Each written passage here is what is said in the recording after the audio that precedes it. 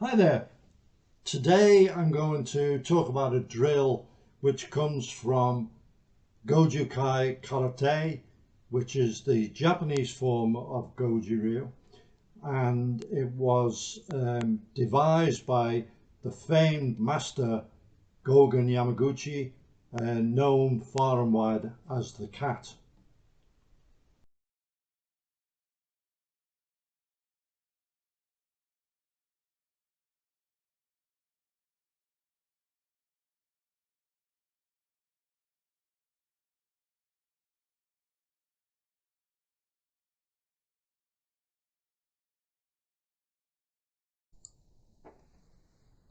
I had long been interested in various systems, but I first actually saw Goju-Kai when Steve Morris and Brian Waits presented a demonstration at one of the major Open Championships at the Crystal Palace. And the highlight of this was Steve tested Brian Sanshin kata and then broke pieces of wood over various parts of his body, culminating in smashing a large length of timber across his bare shin, which broke, and half of it went right across the wide Crystal Palace arena and into the crowd at high speed, which caused quite a stir. I approached Steve and Brian afterwards and had a chat with them and got contact details and was able to arrange for Brian to come up to Liverpool. And there was a group of various guys who had trained in different systems and styles, and we all got together, did a weekend seminar with Brian, and then a core group decided that they wanted to pursue Goju-Kai, and we started bringing Brian to Liverpool regularly. And one of the elements of the training was the use of the cat stance, and I'll show a video talking about this in detail, but just to excuse me, to say how we actually used it.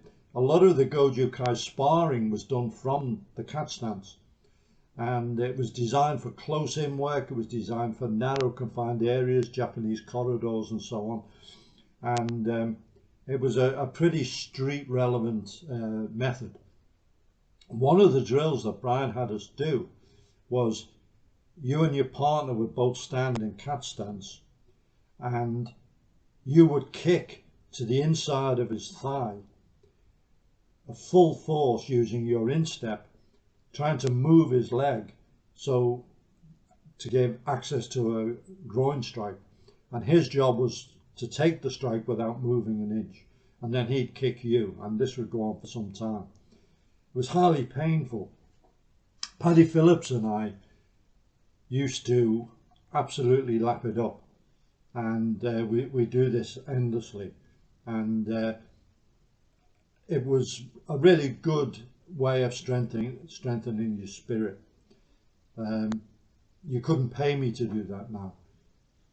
However, it taught you one of the elements of working from the cat stance, and the other being the use of the snap kick, which again we'll talk about in more detail.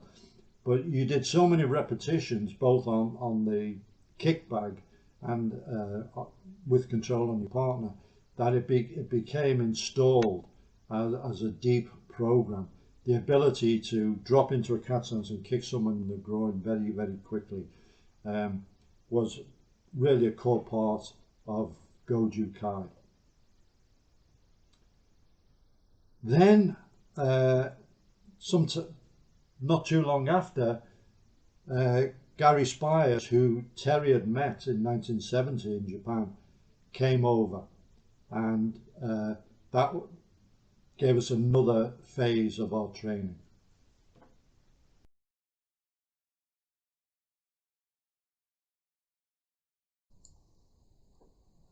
So when Gary came over, Gary had done both Goju-Kai and some Okinawan Goju-Ryu. we started training with him. I got a group together, and we hired premises and had a regular weekly class. And amazingly, it's exactly the same premises that we now use for the combatives training in Broadway. At the time, it was a Liverpool Council function suite, but now it's a full-time martial arts dojo run by Sue King, who is about to celebrate 40 years in the martial arts. So a group of us started training regularly. I eventually went into the Okinawan Goju. I went to Japan, trained with Higuana Sensei and so on, and that's a whole new story. But Gary started amalgamating and adapting, and he started teaching what he called applied karate, which was basically Goju-Kai with some of his own input. And it was a highly street relevant system, a very good self-protection system, and it was very successful. He taught it far and wide. So that's really the basis for today's video.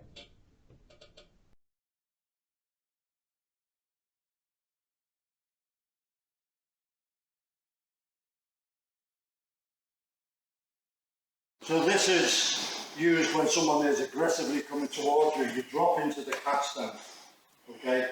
And his vision is up here, particularly because I've got my hands up. So he doesn't see how near this leading foot is. And because he's taken a pace, his groin must be open, okay? It's very difficult to protect your groin when you're actually walking. And you can just drop, and as soon as you drop, throw the snap to the groin.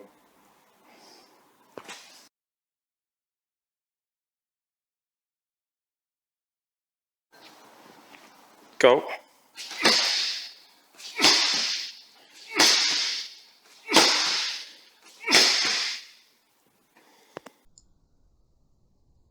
What we're trying to achieve with the snap kick, the Kin-Geri, is a very, very fast snap action.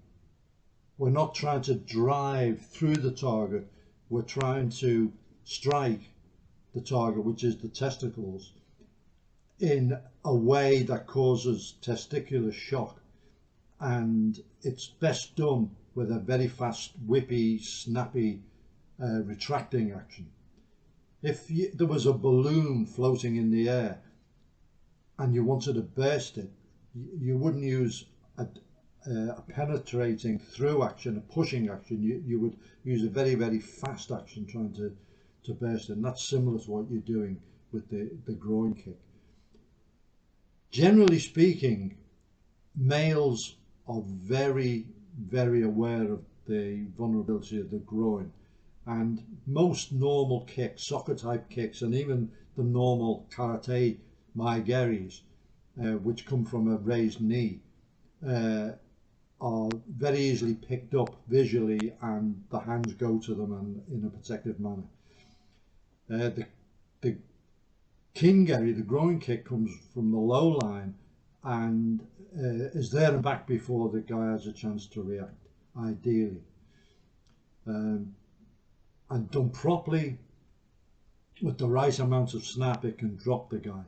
I'll give an example. Once, a Sunday morning class at our Vernon Sangster Goju training, and we hadn't even started the class. The guys were just warming up and moving around, and Paddy Phillips and Gary Yates were doing light sparring, and Gary came in with a front kick, and Paddy used what's called Taisabaki body evasion. He turned his hips away, and as he turned his hips away, he did a flick with the back of his hand to the groin, just a very light flick, which put Gary in hospital for a week. His testicles swelled up to the size of a grapefruit, and the joke was, you know, he said to the doctors, can you take away the pain and leave the swelling? But that shows the effectiveness of the light snap rather than the heavy. I've seen people take full-on kicks with the shin between the legs and it not faze them, but that snap does tend to do the job. So that's what we're trying to achieve.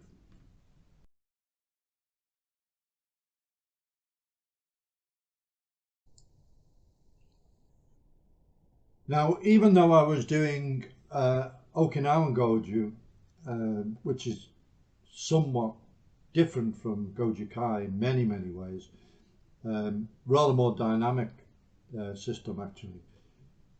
However, I found that teaching self-protection, particularly to people who had a background in some form of karate, I could use the cat stance groin kick drill as a bridge between traditional martial arts that they already had under the belt and combatives. It was a way of really getting people all on the same page. And at one of our international seminars, I presented a module on adapting the martial arts, and things like doing the upward block, ageuke. Terry and I had quite often discussed using it offensively rather than defensively, and I taught that. The foot sweep, the ashibarai, which comes from judo, which is done from the clinch, or from karate, which is done from a distance, highly effective in the street. Terry, Gary and myself all used it in the street successfully. And then the cat stance drill, and I still teach it every now and again, still practice it. It's a good drill, so we'll have a look at it.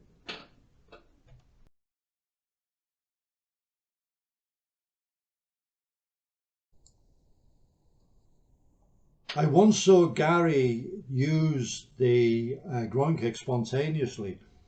We'd gone to London and we were on the tube train coming into, I believe it was Earls Court, we were during the rush hour.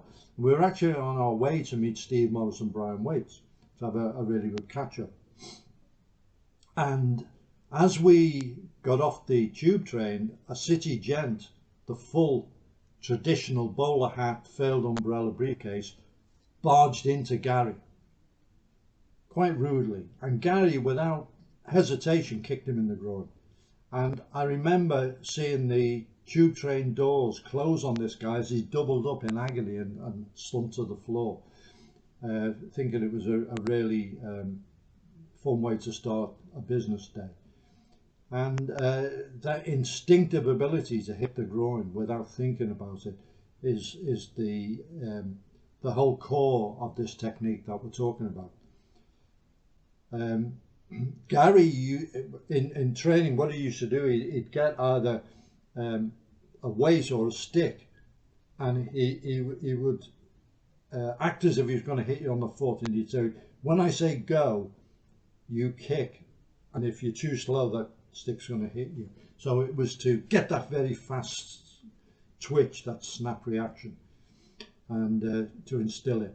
And then another thing that Gary used to teach was the double kick, and he used to emphasize, after you did the first kick, imagine that when your foot touches the floor, you're touching something very, very hot. It burns you, or you stepped on a drawing pin or something, and your foot comes off the floor. It's getting that, again, that fast reaction, the double kick. And the application of the double kick, according to Gary, was you kick the guy in the groin, he instinctively grabs his groin, and then the second kick smashes his fingers, makes him unable to fight. So that's a little Gary Spiers gem.